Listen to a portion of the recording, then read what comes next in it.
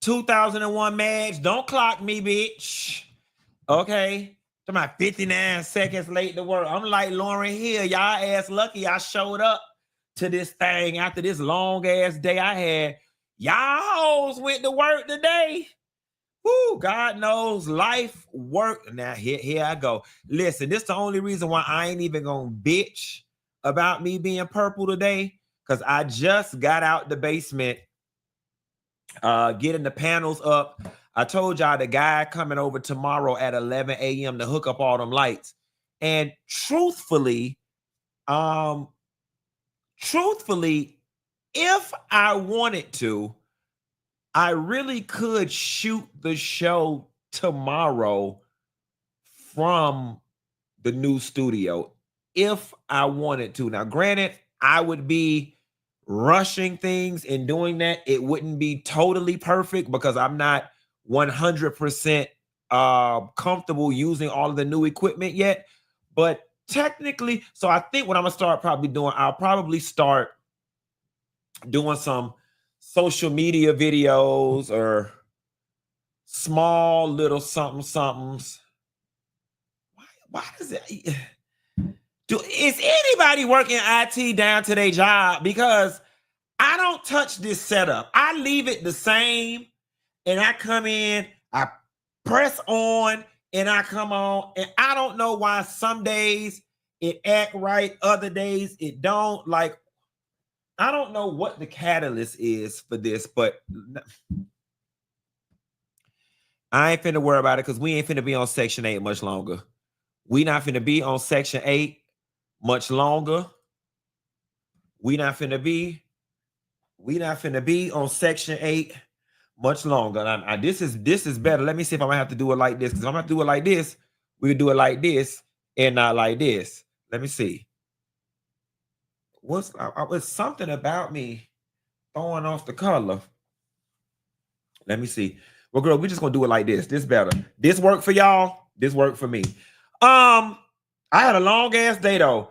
I had to take my they say it's the cool lights. Oh, honey, that's outside my pay grade, honey. I'm at the they say it could be the color off your shirt. I really do think that's what it is. Let me change my black. Oh, this job is so ghetto.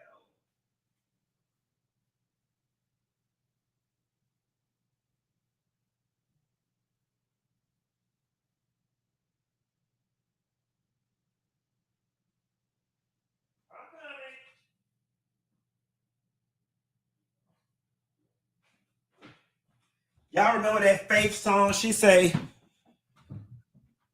it was the shirt. It was the shirt. Now I know it was the shirt. Y'all remember that Faith song? She say, I know I'm not too ghetto. I said, I know I'm not too ghetto. Child, this show ghetto is all here, but we ain't gonna be ghetto no more. There you go, bitch. All right, there you go. It was the shirt. Whoever said that in the chat, girl, you got it all going on. I know I'm not too ghetto. I said, I know. I don't went in. Okay, I had to make sure it was a clean ginger because if it was musty, I was going to have to go put on another one. Anyway, the man coming tomorrow at 11 o'clock. Birthday love. It's your birthday. Ooh, JJ Ray, you real cute or whatever. Hey, happy birthday, JJ Ray. Funky, I love watching you. Can't stay long because my man waiting in bed for me. He ain't waiting for you. He waiting for us. It's your birthday. Tell him give you a pass. Let me come over there and get some of that ass. Ow. Happy birthday, JJ Ray and his man. Tell him it's only 8:05 on the East Coast. Damn, he can't wait to 9 o'clock. Or if the congregation approve it, I just do a 30-minute show and just hold y'all for 30 minutes. That way. So listen, Funky Bunch, y'all just want a 30-minute show because it's JJ birthday. So he could just watch the show and then go sit on his man face. Like, what y'all? Can we do that for him as a sacrifice? And I'm tired today. Can we just do a little 30 minutes? And we already 6 minutes in. So there's 24 minutes left to get it off. JJ Ray, these people is not your friend. These people is not your friend. They is shady. They don't even want to help you. Go help yourself for your birthday. Anyway, Down to the bar, New Orleans. Let me see where y'all at with the tickets. Down to the bar, New Orleans. Down to the bar, New Orleans. All right, we got a few of the gift bag and free drinks tickets left. Y'all go ahead and wrap them up. I think it's like 20 something left. Y'all go ahead and wrap them up real quick so I can release the next 100 tickets and we can have it all going on down there in New Orleans. And I'm going to tell you now, drop down in the chat right now. Let me know if you're coming to Essence Festival. I'm trying to get a feel for who all in the Funky Bunch coming to the Essence Festival. If you are coming to the Essence Festival, drop down in the chat and please let me know. And y'all might want to get on Amazon and get y'all portable fans and whatnot, the portable fans and the portable air conditioners, because it is hot as all hell outside. They got me in a rental car. I'm in a red Mitsubishi Eclipse or whatever. It's a 4-cylinder. And I know cars are meant to get you from point A to point B. But I'm going to tell you something. When you used to driving a car, when you step on the gas and that whole go, it's really hard. You notice the difference when you get in a 4-cylinder car, baby. I got on 285 today coming from Norcross. Baby, I put my pedal to the metal and that car went 8 miles an hour. Baby, I was about to get towed up by all the 18-wheelers and the rich cars. The rich cars and the 18-wheelers was going to run me all off the road in that 4-cylinder car. Lord have mercy, it was wearing me out. All right, let's get into a political corner story. We've only got one political corner story today, and it's actually not a Donald Trump story. It is a Candace Owens and Piers Morgan story, and we're gonna talk about it, y'all. But Candace Owens, whatever this shift is that we are experiencing from Candace Owens, I'm not gonna lie to you, and maybe it's because I'm a super heartstring person. As far as I'm concerned, it's kind of working on me a little bit, and that scares me. But let's get into what Candace Owens had to say with her interview with Piers Morgan. You done with Donald Trump, or could you see a way that you would end up perhaps voting for him? You can't run again, obviously, but would you support him publicly again? So I want to be clear. I don't regret voting for Donald Trump above Kamala. I think he was the better candidate, certainly a better candidate above Joe Biden. But what I will say is that he's been a chronic disappointment. And I feel embarrassed that I told people to go vote for him because this wasn't going to happen and it is happening.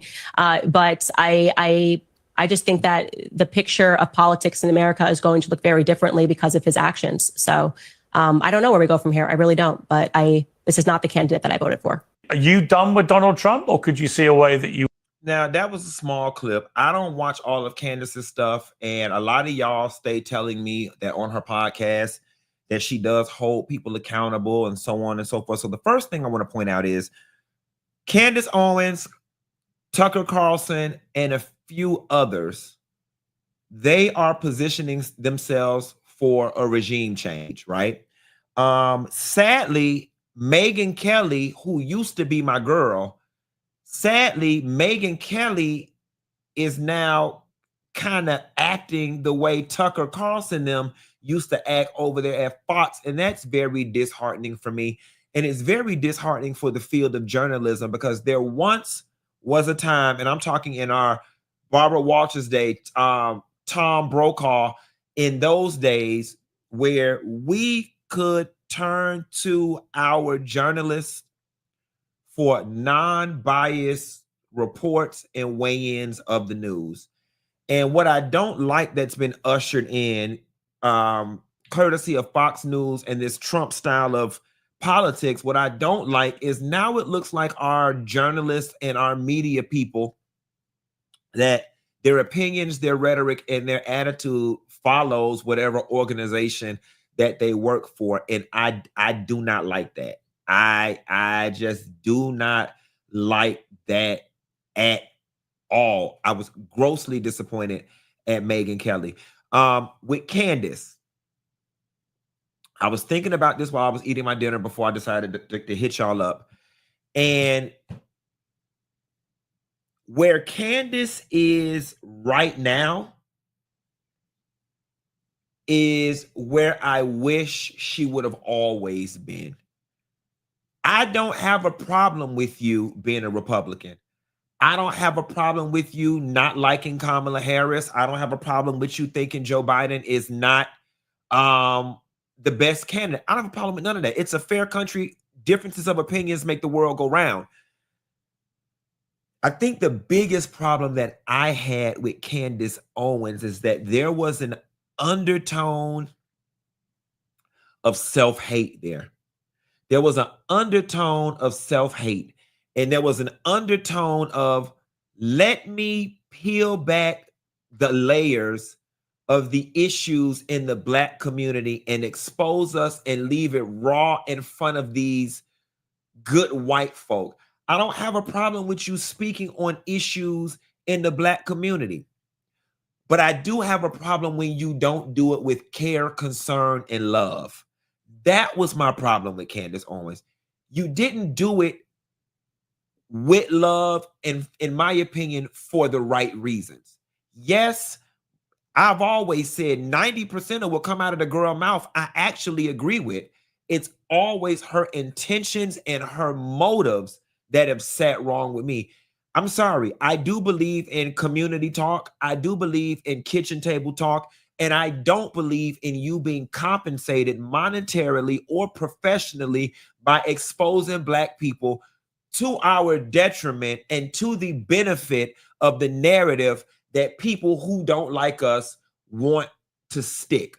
That was always my issue with her. Yes, you can talk about literacy rates in the Black community. We can have conversations about crime rates in the Black community, but you can't have a conversation about crime rates in the Black community when you're sitting on a platform and in front of a group of people who always want to use our skin color and crime in the same sentence. Am I making sense? Those people over there, they love saying Black people in crime, Black people in crime. Yeah, everywhere y'all go, crime. And then here you go. And the crime rates in the Black community are just, like, come on, girl. Don't do that. Don't do that. Do not do that. It's a way you handle your own people.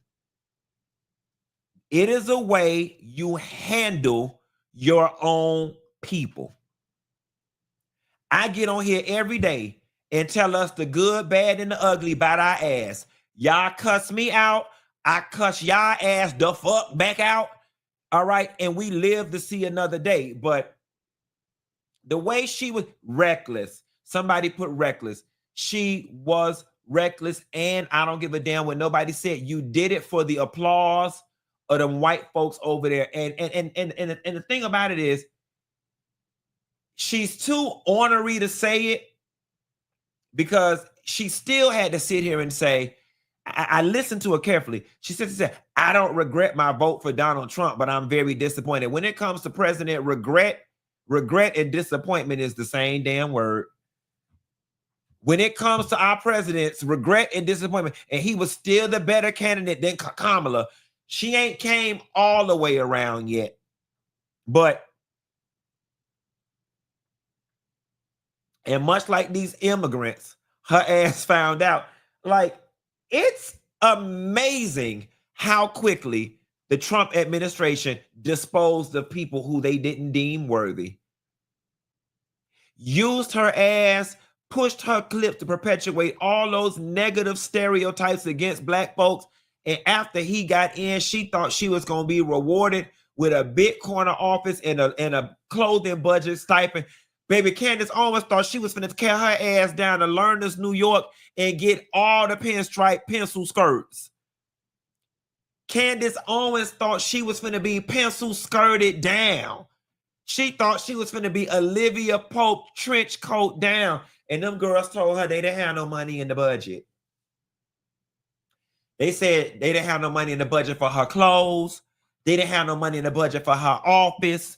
They didn't have no money in the budget for a name tag. She said, can I just get one of the ones they give at the open house and say, hello, my name is, they said, baby, we ain't even got no money for office supplies down to the Office Depot. They told that girl they didn't have no money for her. They told that girl they didn't have no money for her. And now she on the internet with her laptop flipped up. Like the rest of us girls. Scratching and surviving down to the YouTube. That's all right, Candace. That's all right, girl. Before I move on, y'all think somebody Black do Candace hair?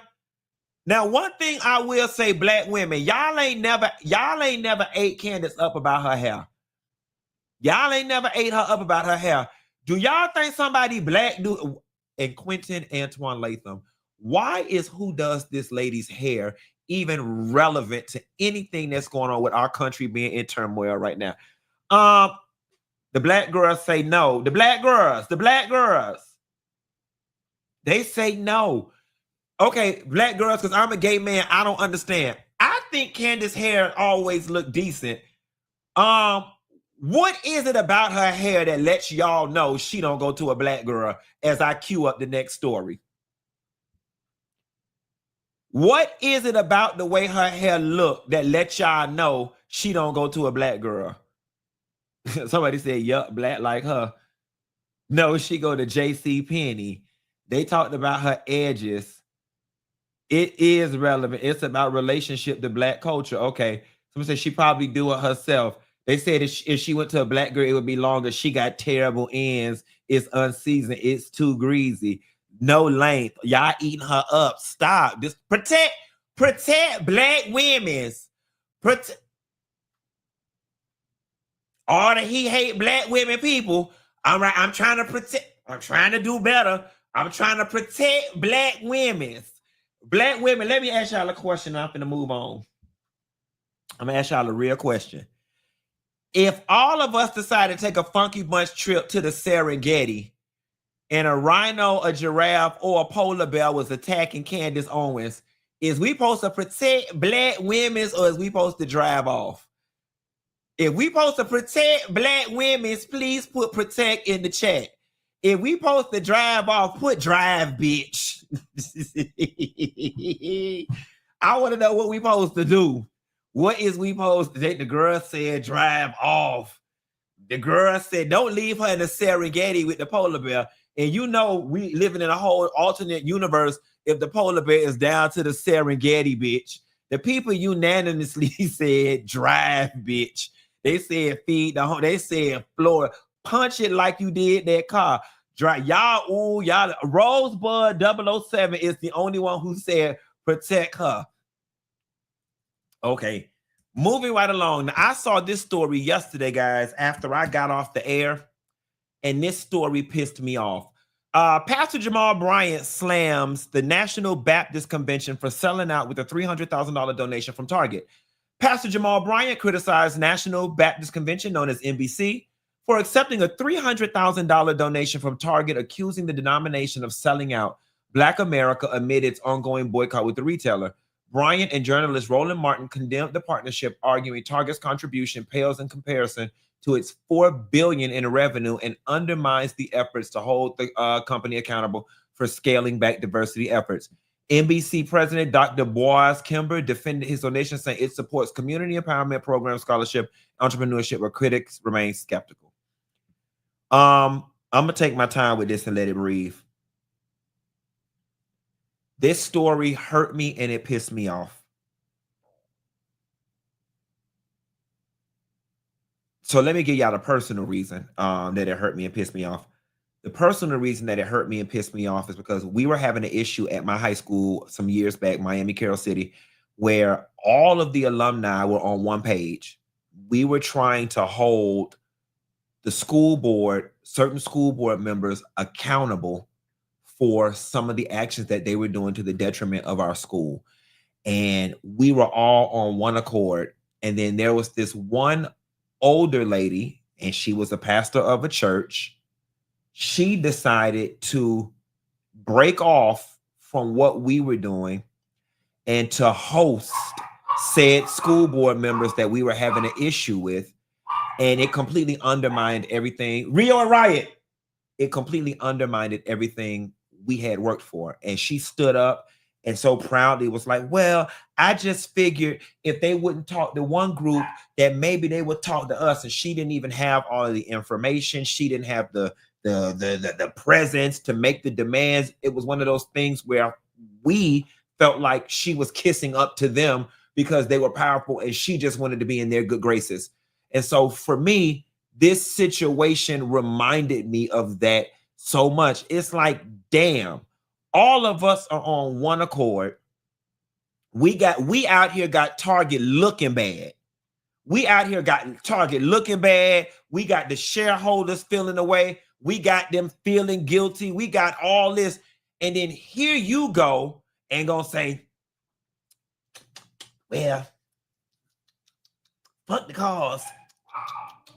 Fuck the cause. I'm gonna see what I could get. I'm gonna see what I could get. And it's just, and I'm sorry, when we start talking about, doing community work and contributions that a company could make, $300,000 was not enough for you to break off and undermine the strides we made. Now, do I think the $300,000 contribution is going to sway the boycott left nor right? No, but it hurts because it's a problem, or it's a evidence of a bigger problem within our community. And I don't know if it comes from a poverty mindset or if it comes from scarcity, that we have this thing. I guarantee you, if you get a group of Black folks and you get one person, you get the organization or the white person, you get them to offer one of us a lot of money, oftentimes that one of us is going to turn.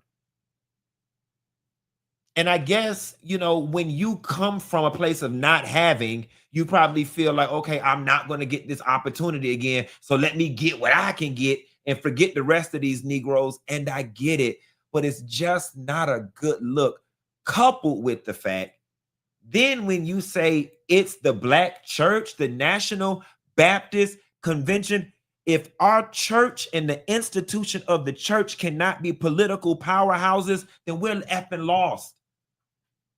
The biggest place where Black people galvanize is the damn church, which I honestly think is problem number one, but I'm going to save that for another day.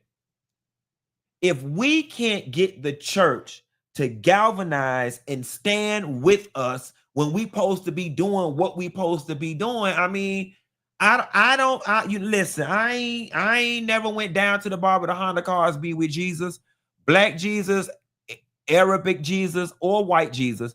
I ain't been down there with none of them, but this just don't sit well with me at all. Shame on you. Shame on you. Shame on you. And at $300,000, personally, that's a lot of money. But when you start talking about community programs and empowerment and scholarship, that ain't a lot of money. It ain't a lot of money. You got Target. You sold us out and took a little bit of ass money in order for Target to, in exchange, get all of this press, making it look like they care about Black folks and that they actually did something. And you was too damn stupid to see that Target probably went around from organization to organization trying to find somebody that would bite. And your dumb ass bit for $300,000. That ain't no money. That is not no money. That ain't no money for a corporation the size of Target to give. $10 million, maybe we can have a conversation. Maybe we can begin to say Target has seen the error of their ways, and not when they're bringing in $4 billion. But when we start talking about a $10 million pledge, a $20 million pledge, then maybe there's a conversation we can have about, okay, I understand, but shame on you, you greedy son of a bitch. $300,000 ain't gonna get you no. It's $300,000 is not gonna get no. It's not even gonna get you 6 months worth of programming. What you finna do? Give away $200 food cards? I mean, it wasn't worth it.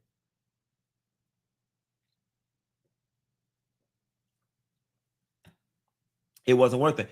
And I'm already finna tell you what's finna happen. And the bitch that took it because they was eyeballing how they could pocket it. See, those of us who worked in accounting or those of us who worked in nonprofit, I've worked in both. That money is going into the general fund. General fund money is not monitored or audited by the government and the other grants or whatever the case may be. They could use that money any damn way they want to. And whoever the hell that guy that was thinking about all the ways they could put that shit in their pocket. That's why they bid for such a low number. Yes, $300,000 is a lot of money for a person. $300,000 is a lot of money for a person, but it ain't nothing for no organization. Shame on you. You sold us out for 300. Shame on you. Moving right along. So there was an incident in a bar where a waitress called a young lady the B word. And y'all have got to listen at this half-ass, cackamammy-ass apology that the owner of the restaurant gave to the young lady and the community. Take a listen. Guys correctly. What's the issue over here?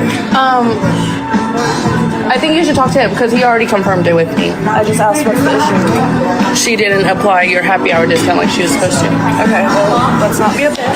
She's gonna get it taken care of. You don't even What's your name? in here. What's your name? Just be quiet. Where's your manager? I just recorded what you just said, right? Can I speak to him? Good afternoon, St. Louis, and most importantly, Courtney. My name is Danny Davis. I'm the owner of Crafted, and we met briefly last night. I am now coming on here to address what everybody wants me to address and respond to the videos that you're making and dragging Crafted through the mud and trying to destroy my business. I don't know what I ever did to you or what Crafted did to you, but you know what we did. I apologize. I am just addressing like our truth, I guess. You told your truth, which honestly I watched the videos and I'd say that's what I remember too. I mean, you're not lying. It was very accurate. I think the context could have been a little different because, you know, all of your followers are now attacking my business. A personal issue that you have with one of my employees is now ruining a small neighborhood business, a woman-owned business. And then there's been a lot of lies. I don't know how it turned with all the comments and stuff that we've been getting, but I assure you, and I assure everybody out there, and all of your followers, that no, we don't condone like our employees calling customers any name, let alone bitches. And we try to give good service to everybody. That's why it's the service industry. And unfortunately, people. I'm gonna just stop it right there. Y'all have seen enough to get it. Y'all go flood that whole page out. Flood, what's this whole? And then the thing, Crafted STL. I'm finna pause the show right now to find they shit. We taking a 5-minute intermission. Y'all go find their page and flood that whole shit out. Okay, Crafted STL. Because here's the thing.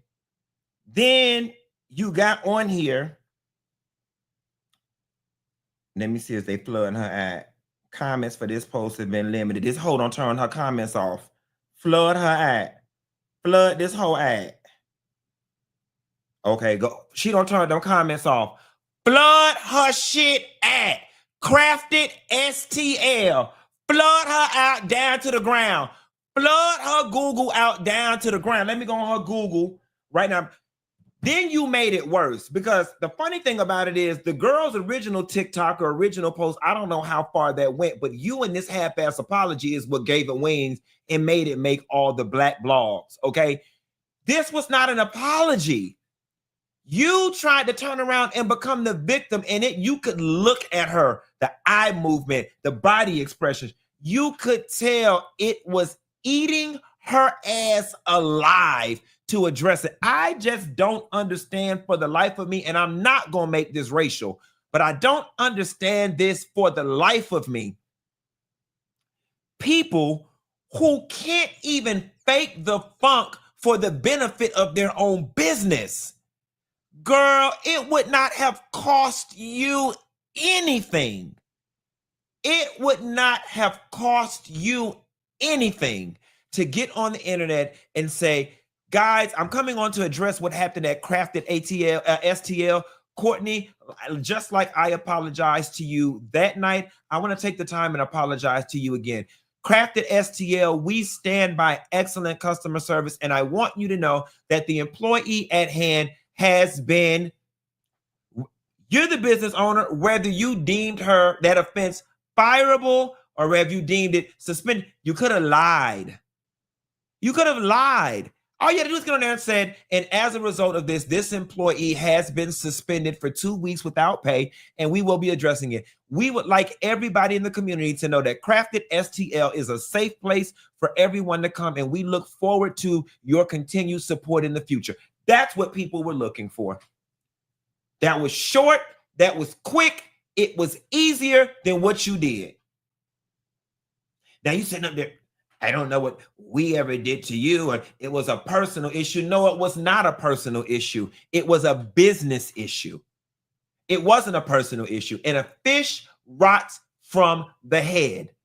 The fact that a waitress in your business thought that it was okay to say, don't be a bitch about it to someone, is indicative of the fact that they're not scared to get in trouble, because apparently that type of behavior is normalized in your establishment.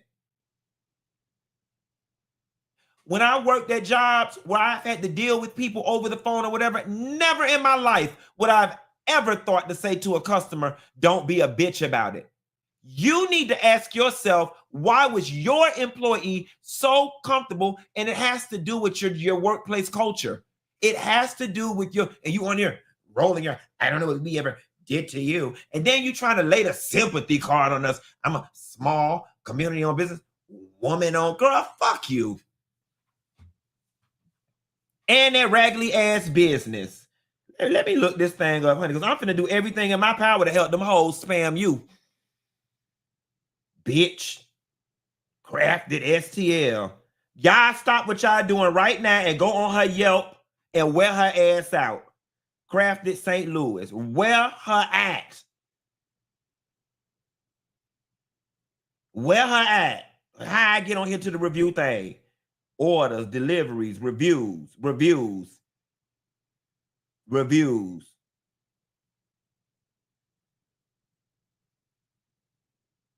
And you could tell she don't had her friends get on. Oh no, these from 3 weeks ago. Let me leave right now. 1 star.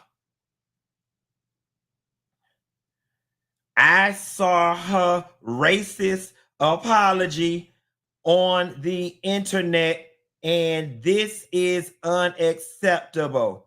The owner took no accountability and attempted to become the victim.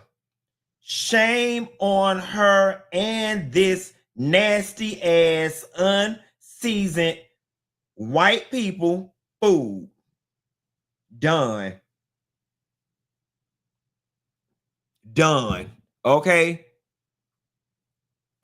Gonna try to do that. Crafted STL. Matter of fact, let me put it down to the bottom. Wear her ass out. Crafted, gonna do us. Crafted STL. Then let me start now for whitefish.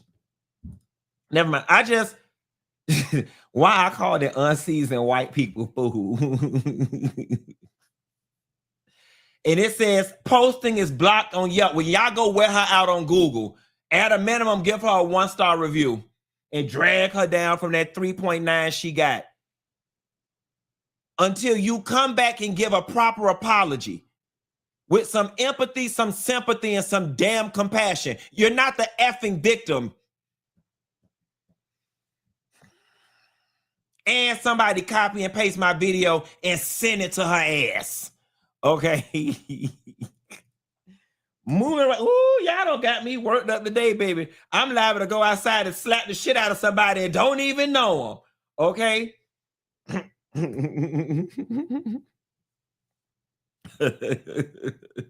They said Yelp disable her reviews. I'm gonna use all three. Oh, I can't. The nerve of her. And quiet as it's kept, she would have been better off just not saying nothing. She would have been better off just not saying nothing. And speaking of somebody better off not saying nothing, that was Amina Butterfly would have been better off not saying nothing. Now she got the backpedal and pussy pop because you could tell Peter Gunz don't call her and cussed her ass out down to the ground. Take a listen to what Peter Gunz has to say in response to Amina Butterfly moving her 2 kids to Germany, citing that she is homeless. May not let you back in this, Amina. You know, and you and I know why. So now I'm gonna have to fly in to LAX in the event that they don't let you in to get my kids, because I'm not gonna, I wouldn't want that to happen. Right. So Amina says to me, Peter, if they don't let me back in, it's just meant for me to stay in Germany. I literally had to sign for my kids to go. I wasn't comfortable with it, but never lie or You never lied. You never lied. I love my kids, bro. My kids could never be homeless. Real. I have an apartment in Dallas. I said, Amina, just go stay in Dallas. Live Right. there. What am I going to do in Dallas? Live rent free? I send Amina thousands every month. Yeah. Whatever she asks, she will get on here and tell you the truth. It's just that she wasn't able to hold her side of shit. I had no idea that she was going to leave the world thinking that she was homeless. I bought a round trip ticket. They come back on the 23rd of August. And it's just like, I feel so up. I feel a little betrayed, and Trump may not let you back in this. Everyone's like, where Peter? So hold on. Before I get to her response, I'm proud of Peter for standing up for himself.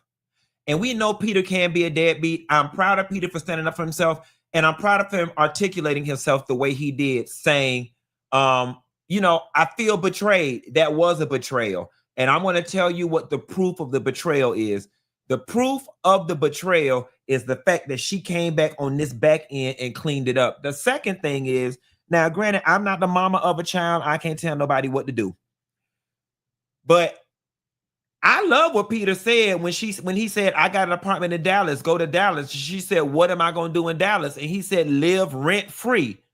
That makes sense to me. If he said he's giving her thousands of dollars a month and there's an apartment in Dallas, in my humble opinion, I think that the appropriate thing to have done would have been to go live in Dallas. Dallas is not that far from LA. And moreover, Dallas is not that far from the kid's father, especially when you know that immigration and everything that's going on in the world right now, you even said you might not be able to get back in. Yeah, I mean, I just don't know that was the smartest thing. Now, I want to extend a little grace because I understand what it's like when you're going through a hard time and you need to go home.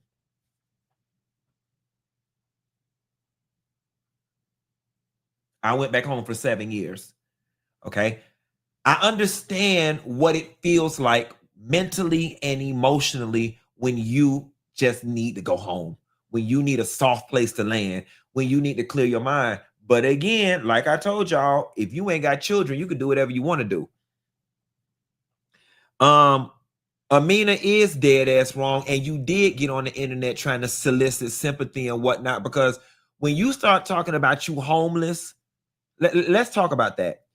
When you get on the internet and you use the word, I am homeless and with my children, it instantly puts in people's minds that the landlord don't came and put all your stuff out on the street and y'all sleeping in a car, or y'all got to get to the shelter by 5 o'clock in order to get a bed. That's what goes through people's mind. The fact that this man said he had an apartment in Dallas, you go live there rent free, that don't look good, sis.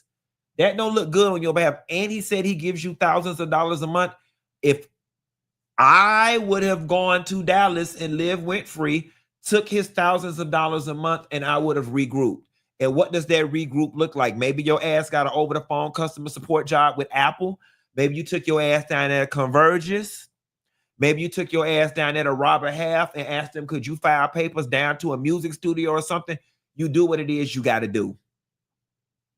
You know what I'm saying? And as much as we don't like Peter Gunz and we want to nail him to the cross, and somebody said Peter could be lying, I don't know. For whatever reason, oh, Peter could be lying. No, he's not lying because she clears it up. Here we go. So, yes, we all know he hasn't always been the best. But I have to point out that he's been there for us. He's been holding us down in the past, I want to say almost 2 years, year and a half, is when I started struggling crazy, not able to cover my overhead, my bills, my rent, and he stepped up. And I'm very thankful for him for holding us down. I would have been in this situation a year ago had it not been for him being there. Everything in my life is great. I take care of myself. I'm mentally and physically in the best shape I've ever been. I just don't got no money. And it's only money, you know? I always say to myself, it could be worse. It could be so much worse. It's only money. And no, he did not make me post this. I haven't even spoken to him. Yeah, he did. Everyone's like, where Peter at? So nah, that's the part. Nah, girl, he made you post it. He called you and cussed you out. He called you and cussed your ass out. He called you and cussed you out. He called you and cussed you out. Now, see, you did good until you began to overcorrect. He called you and cussed your ass out down to the ground and had you get back on here. But, you know, it's funny. Somebody said he needs custody. I don't know what her citizenship situation is. Apparently, it must be up in the air if she's saying they may not let her back in the country. Girl, wouldn't it be some shit if Amina flat up? Oh, and, you know, didn't even tell the truth about what they were doing. Like, my kids are on a round trip ticket. Wouldn't it be funny as hell if she go to fly back and them people don't let her in the States and Peter got to keep them damn kids? And then them kids end up at Tara's house. And then Peter and Tara could either come to Atlanta or go to Miami and do Love and Hip Hop, baby, get it started all over again and be cussing her ass out over the Skype. Like, wouldn't that be something? And I'm going to tell you something. Tara strikes me as the type of woman that'll take them two kids in. Tara strikes me as the type of woman that'll take them two kids in. Even if it's for all the wrong reasons. Even if it's just to say, bitch, you went and slept with my man behind my back and I end up having to watch your kids. Because see, I'm that type of nasty bitch. I am that type of nasty bitch. I always told y'all the best way to hurt a bitch is to help a bitch. I stayed telling y'all that. The best way to hurt a bitch is to help a bitch. Do you know how hurt that girl would be if Tara had to watch her kids? After all she done did to Tara? The best way to hurt a bitch is to help a bitch. Don't say I ain't never told y'all nothing. Moving right along. Y'all, this is a sad story. We had a baseball player, professional baseball player, recently lost his mom and was brought to tears. A 22-year-old fan has been banned from all MLB ballparks after making comments about Diamondbacks players Ketel Marte's late mother during the game against the White Sox, per ESPN. Marte was brought to tears at bat in the 7th inning. His mother, El Padilla Valdez, died in 2017 of a car accident.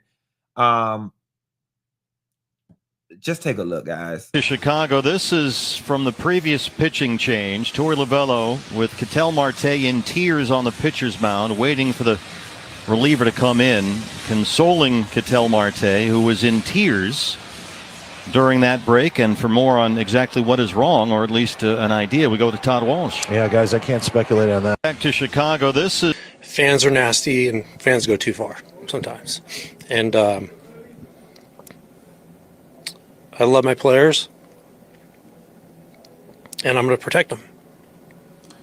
Your protection starts way before today, though. You guys go so far. It's like we were talking on the air. I know you're a father figure to him, are you not? Right, yeah. You know, I've known...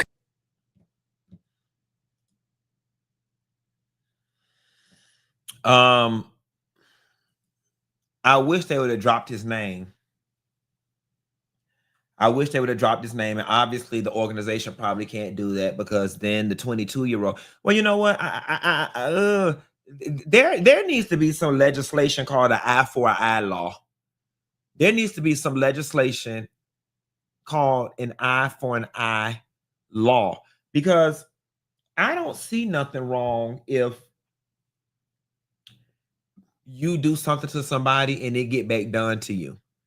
Like, you thought it was cool to bully, heckle, whatever you did to this man. So I think it would be cool if we do it back to you. And it ain't nothing worse than to see a man cry. It's nothing worse than to see a man cry over somebody. Now, let me ask y'all this. When they say somebody is banned for life or banned, how does that work? Because concert tickets are not assigned to a specific name or social or ID. And I've never had to show ID when I go into concert venues. So is there some type of facial recognition software? Like, I'm not understanding. I always thought when it said somebody was banned that it was just like a vanity statement, because if I go to a Dolphins game right now or whatever, okay, they say it's facial recognition. They have facial recognition. Gotcha. Okay, never knew. So I guess your face goes off and then security comes and gets you. Well, good. You know, this wasn't cool. You know, it comes with the territory. I know heckling and talking stuff comes with the territory, but to go that low and listen, I'm gonna tell you something. When you got me saying somebody went too far, you know they went too far, because I ain't got no moral barometer when it come to gathering a bitch. I really don't. And I don't give a damn either. But that just, especially somebody that you do not know, that was not work. That was not cool. And you had to say some very nasty and triggering things to bring somebody to tears. They say it caught them off guard. It did, because you expect somebody to say, "Oh, your record sucks, strike out." You know, you even if it says, "Oh, your wife's ugly," you know, and even that's low. But to stoop somewhere to somebody's deceased mother and the mom died tragically, that is just not cool whatsoever.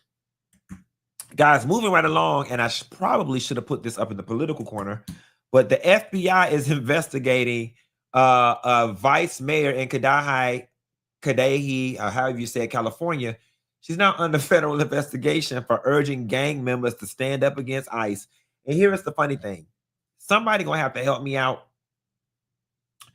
Under investigation. What they say? When they say a person is under investigation, what are they investigating? The lady said it out loud. It would seem to me that the investigation would start at the beginning of the video and it would end at the last frame of the video. But take a look at what this lady said. She's a vice mayor, and the people is bamming on her door. Where's the leadership at? Because you guys are on the vice mayor of Cudahy is under federal investigation tonight for this controversial video obtained exclusively by Fox News. In it, she appears to call several times for local gang members to defend their territory from ICE. Fox 7's Matthew Seedorf joins us now live from Cudahy with the shocking video. Matthew.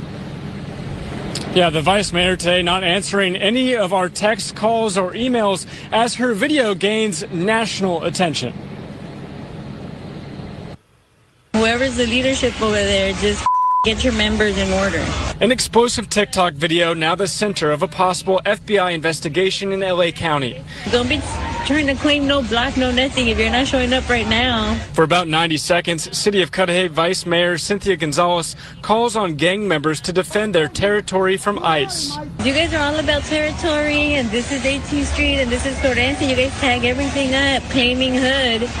And now that your hood's being invaded by the biggest gang there is, there ain't a peep out of you. The controversial video was shared last week and has since been deleted, along with these Facebook posts obtained by Fox before they were also taken down. The vice mayor writing, "I need a lawyer. The FBI just came to my house," saying it was about a TikTok video that I made that went viral, literally a TikTok, adding she believes this is a First Amendment rights issue. And they're using our brown bodies to avoid the conversation that this administration is a failure. Gonzalez, seen earlier this month at a press conference with. I'm going to end it right there. Listen. Now, here's the thing. Here's the thing. Here's the thing. Here's the thing. Here's the thing. Here's the thing. Here's the thing. She ain't wrong for what she said. How many times in the black community have we said, you know, y'all shooting up each other and George Zimmerman still walking? You know what I'm saying? She ain't wrong for what she said. But you can't be the vice mayor and say that. You cannot be a government official, one of the people who sign off on budgets, one of the people who is in relationship with law enforcement. You can't, you just, Cynthia, you can't do that. You can't do that, Cynthia. You were supposed to tell your kids to say it. You were supposed to tell, you know, you supposed to tell Secretary Fish in your office to go home and tell her kids to tell the gang leader. You just wasn't supposed to say it, Miss Cent. Miss Cent, you don't went down there and said this stuff down to these people's job, and now you probably finna lose your job as the vice mayor. But she ain't wrong. Well, she was wrong for all the right reasons. So I'm feeling a little Latino sympathy tonight. I'm feeling a little bit of Latino sympathy tonight. So I'm gonna say I don't want Cynthia to lose her job. But I'm not quite understanding what the FBI knocking on her door for. I'm just not quite understanding what the FBI is knocking on her door for. Like, what y'all finna do? Take her to jail or whatever? I mean, people are allowed to say whatever the hell they want to say out their mouth. I don't understand. All of my attorneys, when I went to Florida State University and got my degree in economics, them people ain't teach me nothing about the cost of freedom of speech. But I do know freedom of speech ain't free. Why is the FBI knocking on her door? Inciting violence, somebody said. Okay, well, okay. I mean, and even that's debatable because she didn't say go get guns. She didn't say shoot them up. She just said protect the block or whatever. Trying to bully and intimidate her. That's exactly what they're trying to do. Sue the hell out of their ass. All right, guys, we got to get into some fun reality TV stuff. Y'all, I don't know who was worse, Blueface and Krishan or Simon. And now that they don't let his ass the hell out of jail, oh God, now we finna have to deal with this girl. She gonna be posting every day and doing all the interviews. I might as well call him and set up mine. But Simon says he regrets marrying Porsha Williams and says he was targeted by her for financial reasons. Take a listen. You regret marrying her? Absolutely. I said to her in one of my text messages to her, because she didn't respond because I kept asking her, why did you file for a divorce? And she wouldn't say anything. I tried to reach her mom. Her mom would not respond either.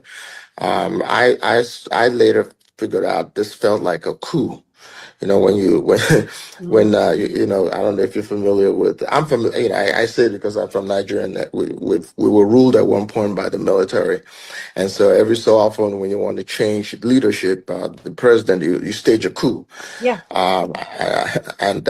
That's how I felt. I was totally blindsided. I was no member of her family, whether on the mother's side or on the father's side, reached out to me. And the only person I actually reached out to was her mom. And, you know, she didn't. Do you regret marrying her? Has upheld the prenup that you guys signed before entering marriage. Are you able to share a little bit about what those terms are or look like? That she received $40,000 a month in alimony for the length of the marriage, which was 14 months. Okay. She gets to stay in the house, all expenses paid, including the mortgage, for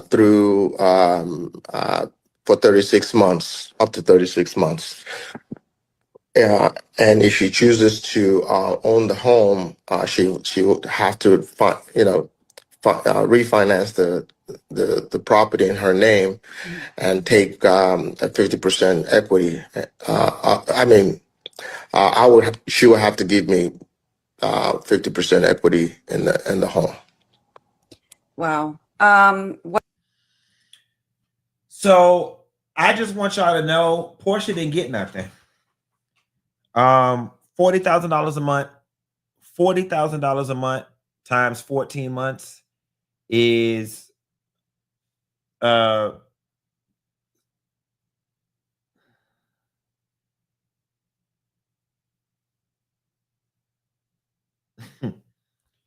this whole thing was a waste of her time and a waste of theirs. She got $560,000 or will get.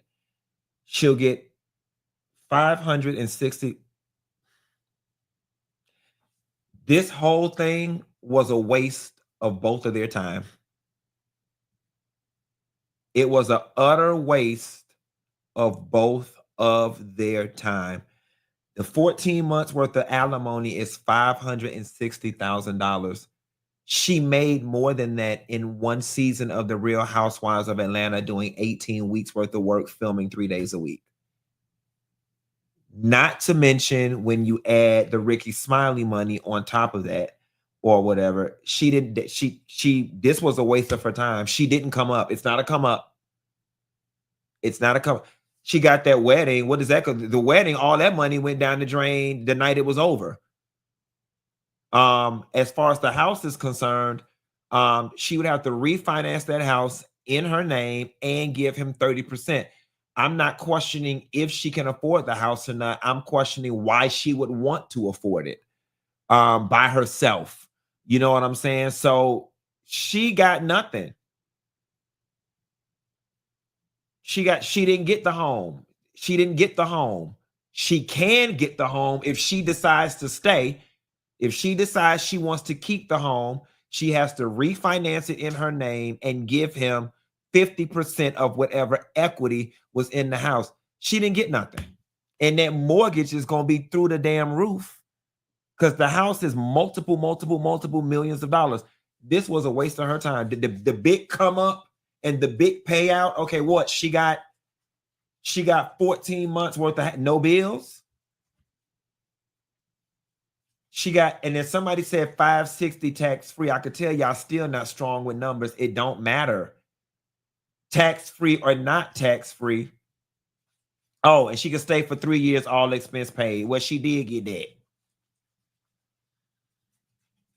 She get 3 years, all expense paid, I guess. You know what I'm saying? But so she gonna live there for them 3 years. He got to pay the mortgage for 3 years. Well, she got them 3 years. Okay. She got 3 years.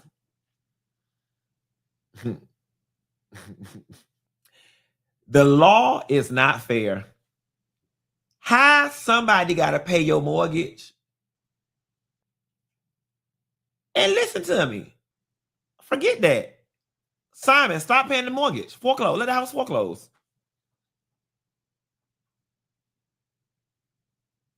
That's what I would do. Stop paying the mortgage.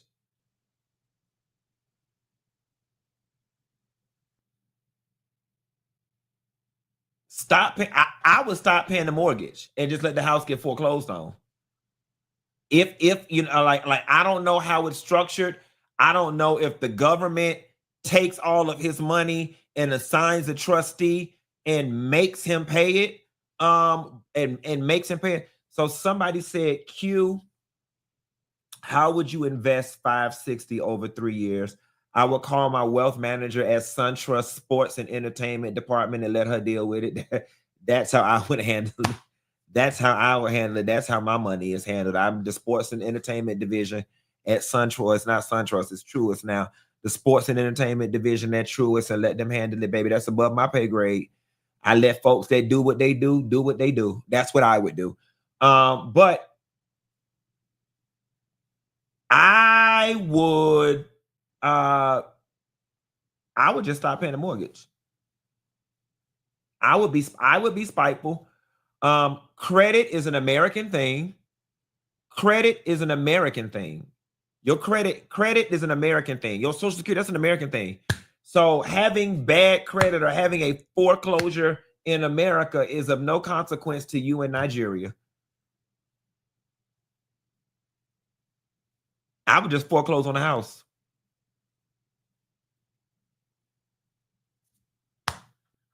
That's what I would do. Baby, you wouldn't, baby, you wouldn't stay there, baby. Let me tell you something. I can't get a bank what I don't have. I cannot give the bank what I do not have. I just simply wouldn't pay it.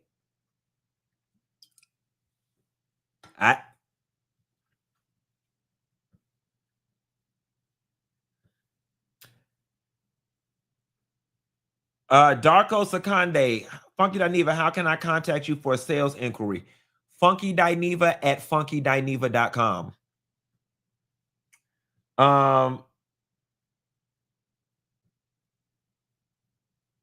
Lady Cray Forever said it's still a contract. It doesn't matter. I can't give you what I don't have. I can't give you what I don't have. You can't squeeze blood out of a turnip. If I don't have no money to pay that expensive ass mortgage, that's between her and the bank. They said the courts decided he got it. He better pay it or it'll cost him more. That's what I'm saying. The bank would have to seize my assets and auto debit it, because if not, I would take all my money and funnel my shit back to Nigeria. And if they talk about, oh, you could be penalized by the law, well, y'all kick me out of the country and I'm not coming back over here anyway.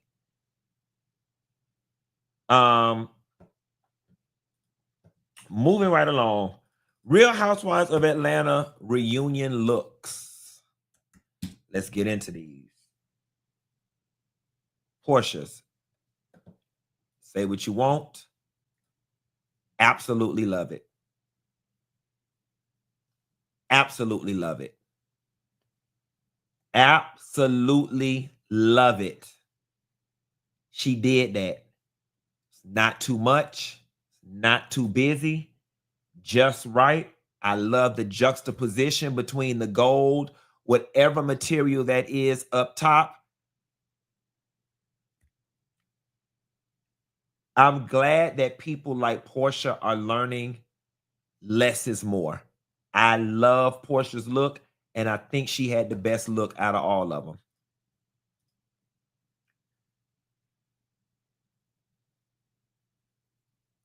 I want to be very honest with y'all. Be very honest with y'all. This new Phaedra, and I'll never knock a woman for confidence and for feeling sexy, but this new Phaedra, one of two things is going on. Either this is the real Phaedra, and that other Phaedra she first presented to us was fake as all hell, or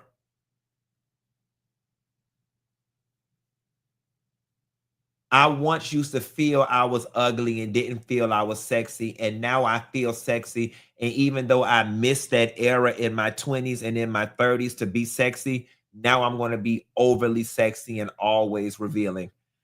I think the problem that I particularly have with Phaedra and the way she dresses currently, and who the hell am I? I'm nobody. But the problem that I have is just classy base and educated and businesswoman, for me, doesn't coexist with the way her appearance has been lately. It reeks of desperation. It reeks of, I want men to look at me in a sexy manner. It reeks of, I want to be the bad bitch amongst the girls because I wasn't that in high school and in college. It reeks of, I used to be an ugly duckling. Now I'm all woman. Hear me roar. I just don't like it. I don't like it. I don't like Phaedra looking like this. I don't like it at all.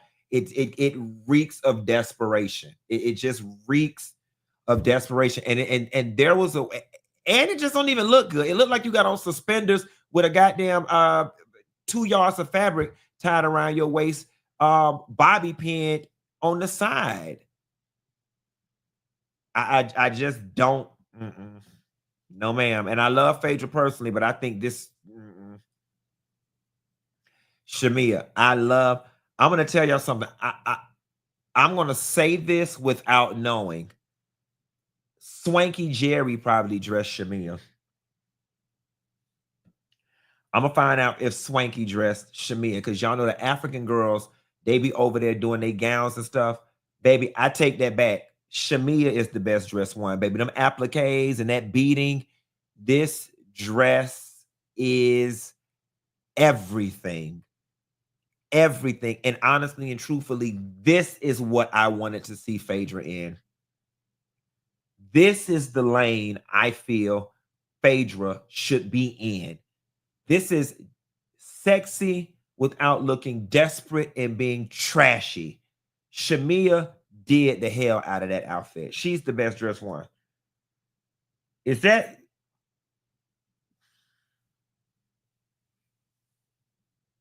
This my friend, so I'm not supposed to say it, but I'm going to say it anyway. I didn't know if this was Cynthia, Angela, or Serena Williams. I didn't know if it was Cynthia, Angela, or Serena Williams. And me knowing Cynthia the way I know Cynthia, it's giving, child, I was just a friend of the show, and they said the color scheme was green, child. I just went and got me a little piece of green dress and came to work to get my check. That's what it's giving. Cynthia's dress is not, it's not ugly. Cynthia looks amazing. Cynthia looks great, but Cynthia looks very minimal effort. It was giving, girl. I know when I finally talk to Cynthia, she gonna say something like, they didn't even invite me to the reunion to the last week. I had a week to get a dress together, child. They told me what the color scheme was. I just went and got any old thing I could put on. That's what it's giving. It's giving, oh, Britt was supposed to be there and Cynthia was never supposed to be at the reunion. But since they let Britt go and since they let Kenya go, they called Cynthia at the last minute and this is all she could find. That's what...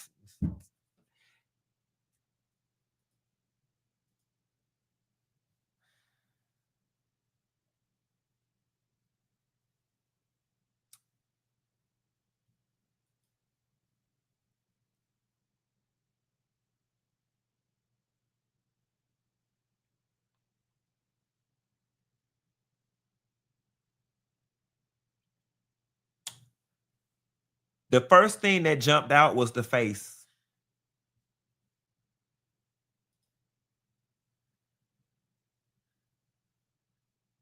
The face is equally as busy and protruding just as much as the dress. The face is equally protruding and equally as busy as the face. I honestly think the dress probably could have been cuter without the train part, but then it would have just been a short dress. Black girls, let's take a minute. There was a moment when pumping your face full of stuff. There was a time when pumping your face full of stuff was the white girl thing. All right. It's actually time for me to go redo my Botox. I get Botox here. I've gotten Botox here. And my eyes were a little sunken in here. Y'all seen on my Instagram, I got filler put in my under eyes. They're called tear true fillers. Okay. Tear trough, true, whatever. I've gotten filler under my eyes. I've gotten Botox up here. And had I not put it on Instagram for the world to see, y'all would have never known. Okay? There is no reason for all of y'all to be walking out with the same face. And I'm sorry, I love Cynthia to death. Cynthia did too much to her damn face. You don't look better, you look worse. And I think what happens with a lot of people is they get caught in this, I don't want wrinkles, right? They get caught in the no wrinkles, no wrinkles, no wrinkles. And in order to have tear trough fillers, thank you. And in order to get no wrinkles, sometimes you have to plump it up more and it ends up distorting your face. Kelly looks nothing like the girl that she looked like before she got all this. And quite frankly, she don't look the way she looked at the beginning of the doggone season. You went and got more. Cynthia's face is completely distorted. That's why I sat up here and said I thought she was Serena Williams. Now, maybe some of it is weight gain. Maybe some of it is weight gain. That don't even look like high cheekbone Cynthia with the chiseled face. But it's probably just weight gain with Cynthia. So if that's what it is, I apologize. But Kelly. And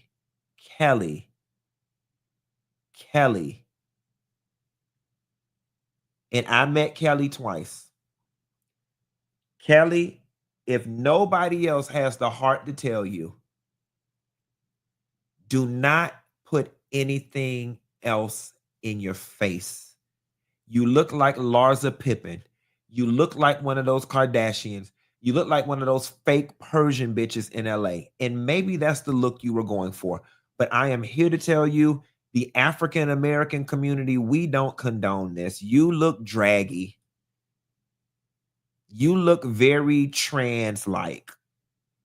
And not in the good way. You look like the trans that they go down to the hospital, to the Holiday Inn, and pump them full of Palmer's glue and fix a flat. It don't. No.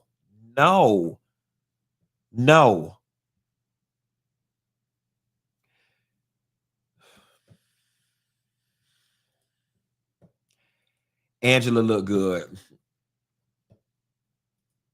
Angela looks good. Phaedra doesn't have the height, I think, for this. But if you wanted to do something with the titties and all of that, this would have been a good way to go. I actually would have liked to have seen Cynthia in something like this. Angela looks good. I don't know what else to say. Stomach flat, breasts look good. Love the dress. This pose looks a little uncomfortable, but Angela looks good. They look good. Yeah. Moving right along. I thought this was very interesting. So Lyrica Anderson says that she was a songwriter on Drunken Love by Beyonce. And she said that she chose not to take a commission split because the other writers were saying that after Beyonce got her split, that it wouldn't be no money for nobody else. So during an interview with Shirley's Temple, Lyrica said, I also did Drunken Love and I didn't get credit for that. She explained, sometimes songwriters get stingy, she said, detailing how others involved with the song asked her to give up her percentage because there seemingly wasn't much money to split after B received her cut from the record. And my dumb ass said yes, but didn't want to. Lyrica reflected on the experience. Would you give up your songwriting credit so others could get their money? So here's the thing, right? Depending on where I was in my career and where I was trying to go,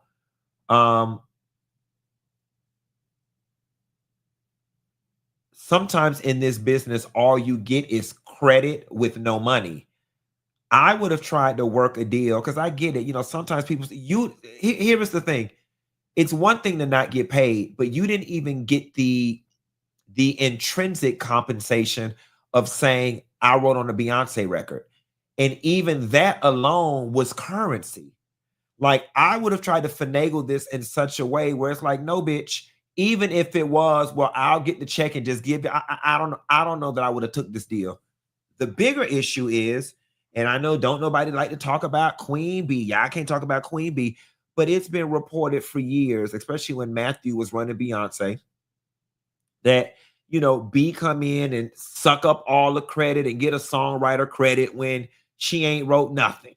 You know what I'm saying? And I forgot what the rules are, but if you come in and you change a couple words, you end up getting a songwriter credit on the situation. And I'm going to tell you how the universe is working in my favor. The universe is working in my favor for what it is that I do, because randomly this morning I was laying in the bed and a video from record executive Ray Daniels, who I love. I never got an opportunity to meet him. He's here in Atlanta, but we comment back and forth sometimes on Instagram on various posts. I love Ray Daniels. He seems to be a very solid brother. Would love to chop it up with him one day. I came across a video he did with another producer talking about the difference between pop splits and the difference between urban splits. Take a listen, and then we'll talk about how it compares to this Beyonce thing.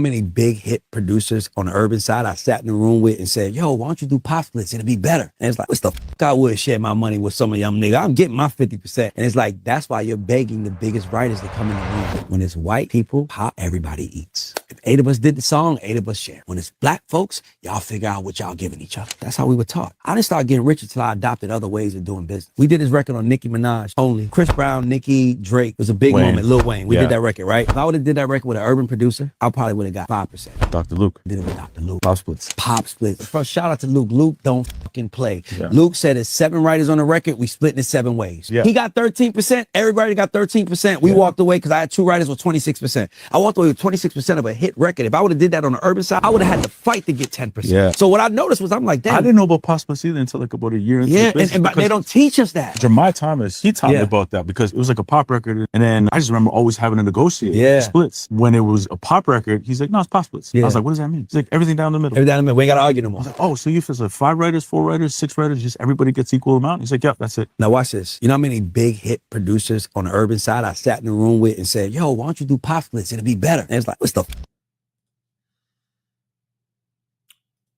old African proverb: if you want to go fast, go alone.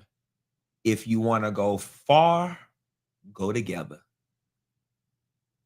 If you want to go fast, go alone. If you want to go far, go together. And granted, I'm not well versed in the music business. I'm not going to pretend to be, but I am well versed in Black people. And it probably derived that way with Black people. Again, just a scarcity mindset and the way record labels have done us in the past and all of that. People like, nah, nigga, I'm finna get mine. You better get yours. But could you imagine Lyrica would be singing a different tune right now if her and everybody involved did pop splits, including Beyonce's camp or Beyonce. And granted, what we're speaking right now is just speculation. I don't know what them people finances look like in the back, but it is heavily rumored that Beyonce and her team, they come in and suck up, like the girl said, after Beyonce get her part, it ain't gonna be nothing left to split. Could you imagine if they did pop splits or split it evenly? Everybody would be rich. Everybody would eat.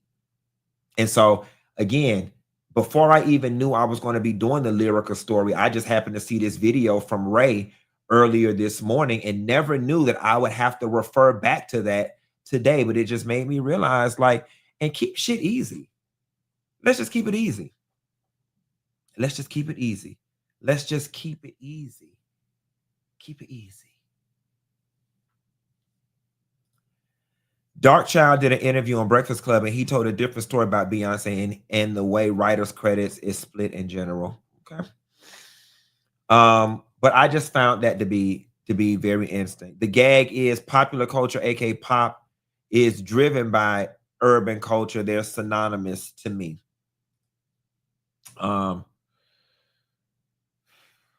Beyonce crew is not like that. I don't see her being that way. Coco, I don't know about that. I don't know about that. You know, there are certain ways you got to move when you become a machine that big. There are certain ways you have to move. And the girl flat out said after Beyonce got her part, there was going to be nothing left for the rest of them to split. What's Melissa say? Black people are not to be trusted. Let whites take advantage, then they will take advantage of their own. No loyalty, only to money, and whites giving them money. Determined to hold Black people back. I mean, I can't argue with you when you're right. Last but not least, guys, Christian Keys. I don't know what to make of this, but I'm gonna let y'all listen to it. It is disappointing to continuously find out that your show is coming back on the internet instead of finding out from the network. And I've mentioned that in previous seasons, and it's still happening. Or to see the trailer online and have to go search for the trailer so I can try to download the trailer for the hit show that I created for this studio and this network, instead of getting it sent when everybody else is getting theirs. It does feel dismissive and disrespectful when it continues to happen and you've addressed it and it still happens. So at this point, I do not believe that the prequel series that I've written and the spinoff show, any prequel or sequels, I do not believe I'll be doing them with BET. I'm speaking with some amazing people that are interested, other streamers. So All the Queen's Men universe will continue to thrive. I'm just not sure where it's going to be. It's not up to the studio. It's not up to the network. It's up to me, thankfully. So I will let you guys know where it's going to end up. Whether you noticed or not, season 2, my Created by credit was removed. And I asked to get it back and they said no. And I ended up having to call the WGA, call the union to force the studio to give me my credit back that I had earned. I created this 15 years ago and I've been working on it for 15 years. I think God gave it to me because he knew I was going to protect it, and I will. But some things, these things got to change. So I'll figure out where it's going to be, but the universe will continue. All the Queen's Men universe will carry on. And it'll continue to get even bigger and even better. The Vegas residency, I'm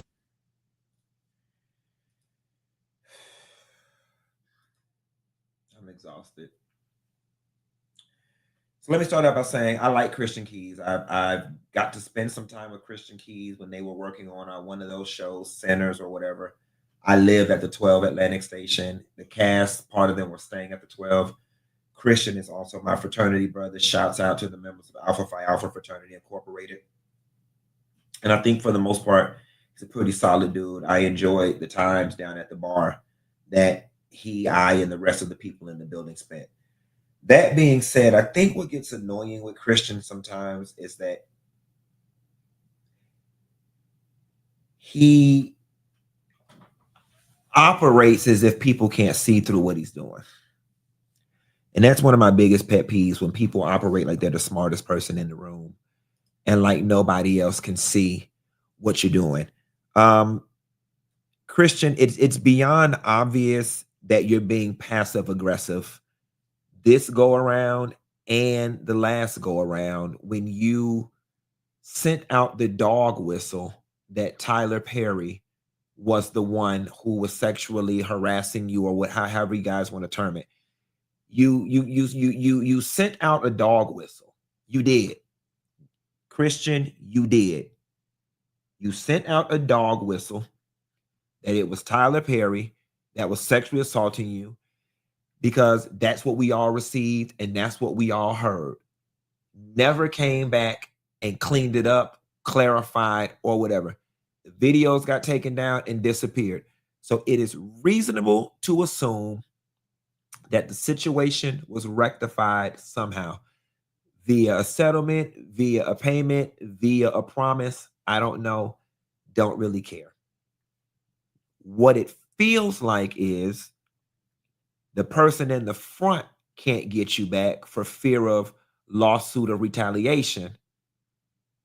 But what they can do is say, BET, if y'all continue to fool with him, I'm not going to fool with y'all. And they're more important to BET than you are. This, what you saying, all this, I'm leaving because I'm disrespected. They're not sending me the trailer. I got to find the trailer online. That's a conversation for your agent.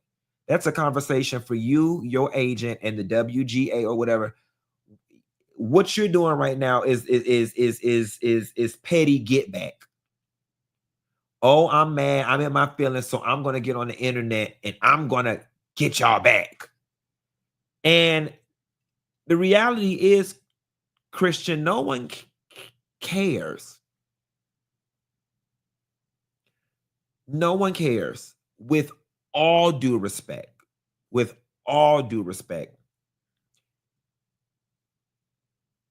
the momentum behind Christian Keys was like over a decade ago, when you were the fine, young thing in the Tyler Perry plays, shirtless with the big cross on your shirt. You know what I'm saying? That's kind of when you peaked, and that's when we all had interest. Now we've had about 20 years of looking at you. You're aging, which is fine. You're aging beautifully. You're a beautiful man. But the gimmick that you brought to the table, which was looks, like, because we've been looking at you for so long, we're on to the next. The same thing with like Boris Cujo. We're over Boris. The same thing with the Terrell guy. We're over all the, we've been Shamar Moore. We've been fawning over y'all for like 20 years. Y'all had a 2-decade run. So with that being said, Christian, no one really cares. Your value in our hearts and in our minds really isn't all that high, because if I'm being honest, your success was predicated on your looks. You were never Samuel L. Jackson. You were never Denzel Jones, Denzel Washington. You were never any of those guys that were just super versatile and super skilled at the acting. The acting is kind of one-dimensional. It's kind of one note.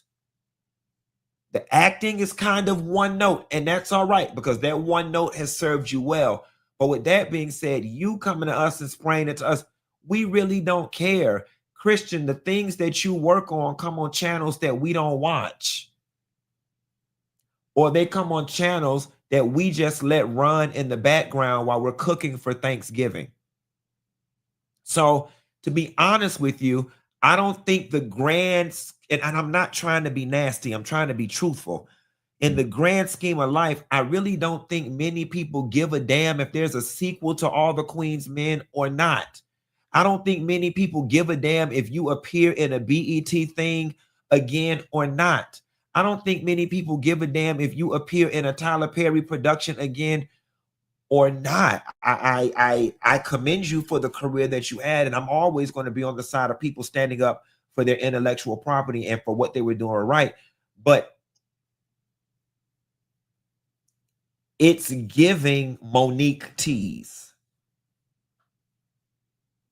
It's giving a Monique tease. It's giving very much, don't hire Christian Keys, because whenever he doesn't get his way, he's going to go speak in riddles and in coded language on the internet. Like, here's the thing, Christian. At this point, tell us something for real. At this point, tell us something for real. If you're not finna tell us nothing for real, stop wasting time and stop trying to back people into corners by spraying them on the internet. It's late and it's unbecoming of a member of our illustrious organization, my brother. With that being said, I'm finna get up off the line, go back downstairs in the basement and tinker around with them TVs and whatnot. And I'll call y'all hoes later. Bye.